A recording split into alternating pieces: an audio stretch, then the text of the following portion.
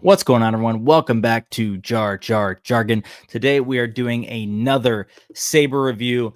This one courtesy of NSabers, and I am extremely excited about this one. If you watched my RoTJ Saber review, you would know that I said specifically I wanted to get a Luke Return of the Jedi Saber, and that is what this is. Now, I have not even opened this Saber yet, so I'm really excited to take a look at it with you guys for the first time, learn a little bit about it, and turn it on and maybe even compare it to that Return of the Jedi Luke Saber I have behind me on the wall, which is a Black Series Saber. So I think it's going to be significantly different than this, which is a NeoPixel Saber. So really exciting, guys.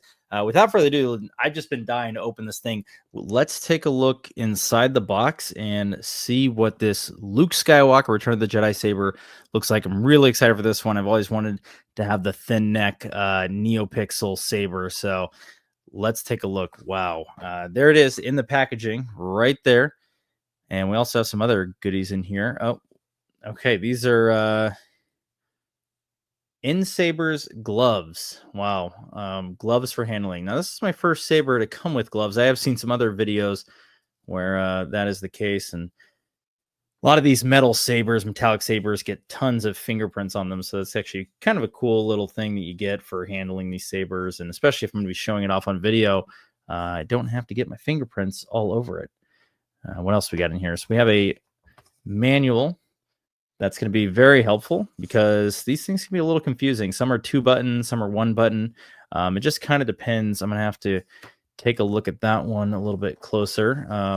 We have a display stand.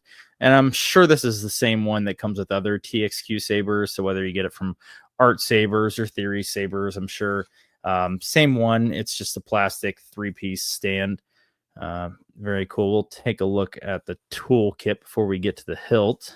All right. So in here, we've got charging cable. So that is going to be for the base of the Saber. I believe it's like a closed off base where one's going to have the speaker exposed. The other one's going to be a closed off version. Throw that in here.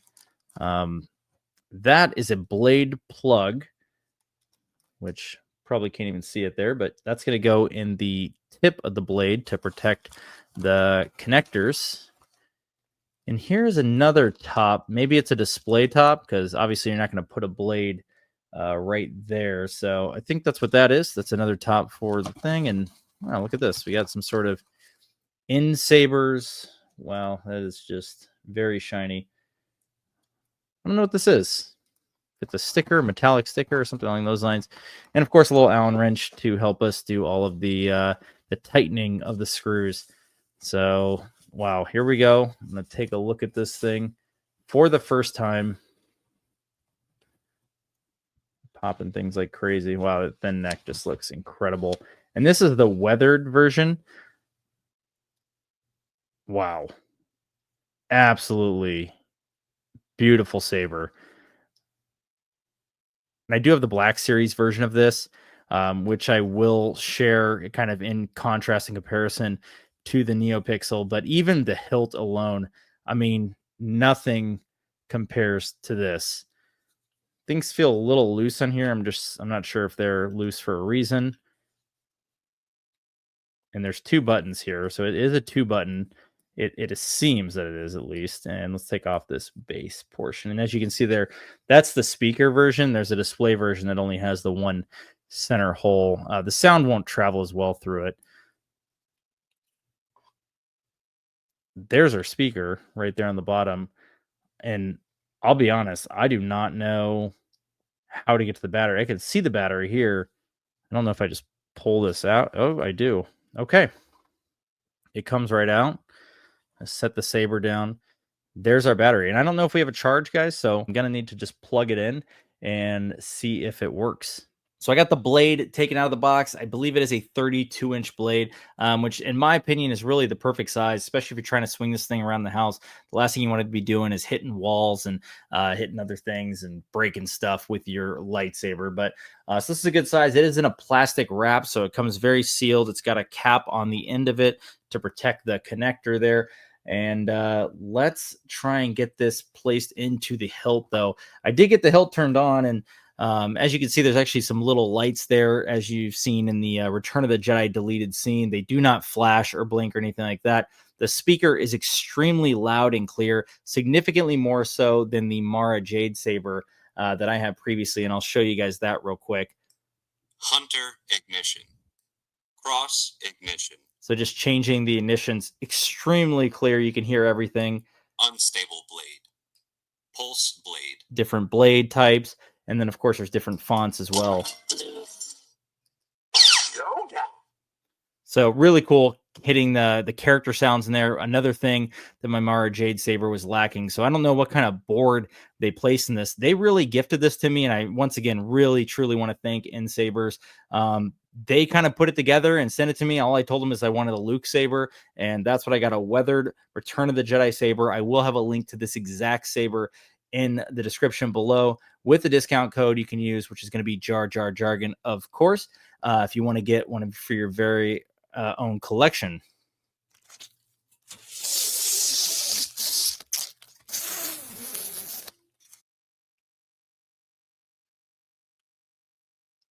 So an interesting thing I just found out while putting the blade into the hilt is that there's only one connector screw, which you can kind of see right there. I've noticed that a lot of sabers actually have 2 or 3 around here, and that's just to kind of secure it a little better.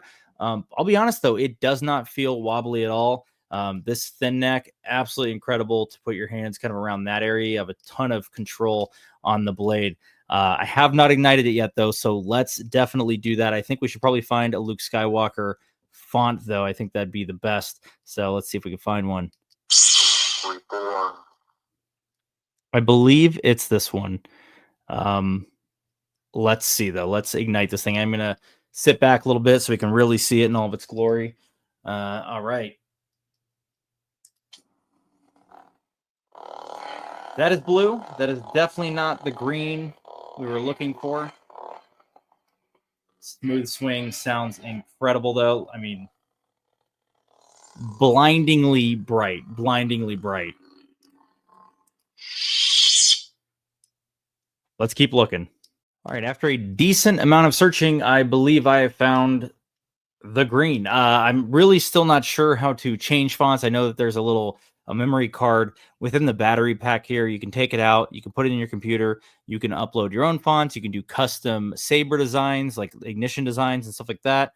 The way that the light reflects off the blade, you can change that. These are extremely customizable in every way. But in terms of like what comes preloaded, it looks like there's several fonts, character fonts.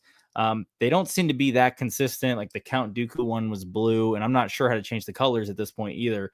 But in terms of just demo purposes, let's see the green because I believe I found it here. And I want to show you guys just what it looks like on this amazing saber.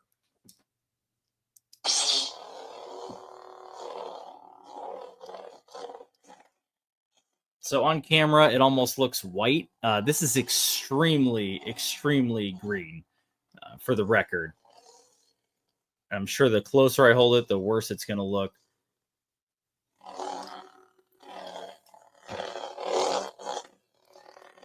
The bottom button here, there's actually a 2-button saber like I talked about. The bottom button is going to be your blaster effects if you just tap it once.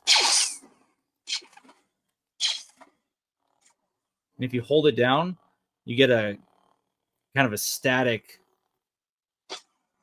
There it is. Almost like a reflecting the lightning, force lightning or something like that. Just hit it again to undo that.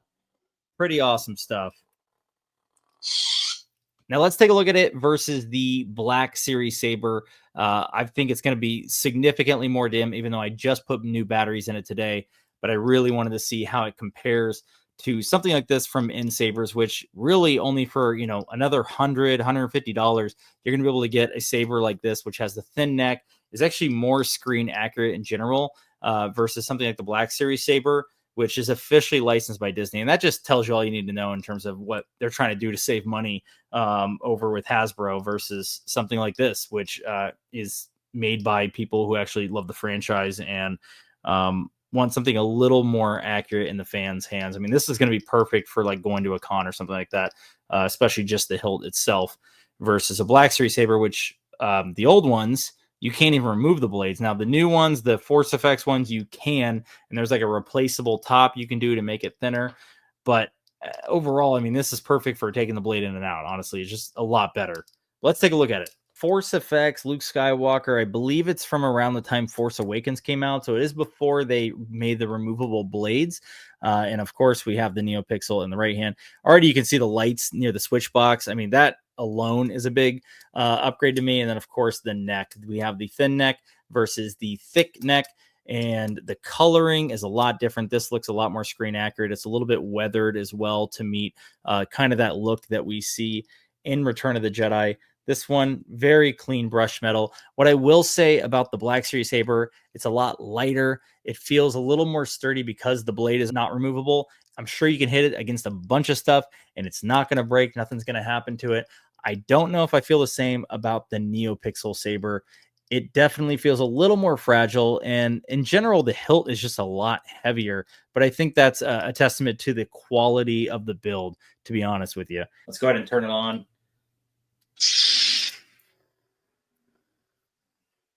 Extremely quiet in comparison.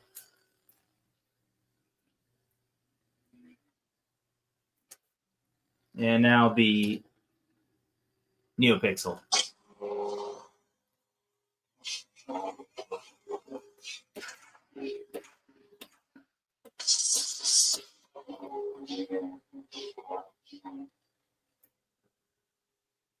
There's a good, definite representation of the difference in brightness. Absolutely incredible.